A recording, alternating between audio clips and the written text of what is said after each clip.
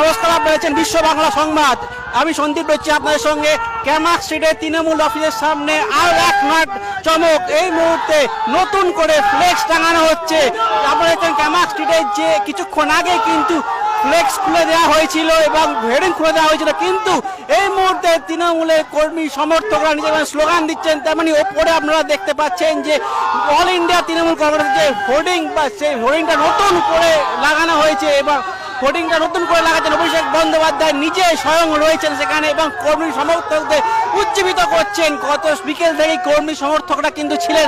এরপর আমরা দেখেছিলাম যে পুলিশ এবং কলকাতা কর্পোরেশন যৌথভাবে অভিযান চালিয়ে তারা কিন্তু এই যে তৃণমূলের ক্যামাক স্ট্রিটের অফিসের ছাদে থেকে যে হোর্ডিং, সেই হোর্ডিং খুলে দেয়। কিন্তু এই মুহূর্তে আপনারা দেখছেন সম্পূর্ণ চিত্র যে তারা কিন্তু হোর্ডিংটা নতুন করে লাগানো হয়েছে এবং বিশাল যে বড় হোর্ডিং ছিল সেটা সম্পূর্ণ ভেঙে দেওয়া হয়েছে।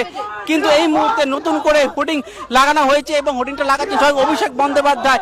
ফলত তৃণমূল কংগ্রেস যে হাল ছাড়ছে না সেটা দিয়ে কিন্তু স্পষ্ট বোঝা যাচ্ছে এই পদক্ষেপ থেকেই।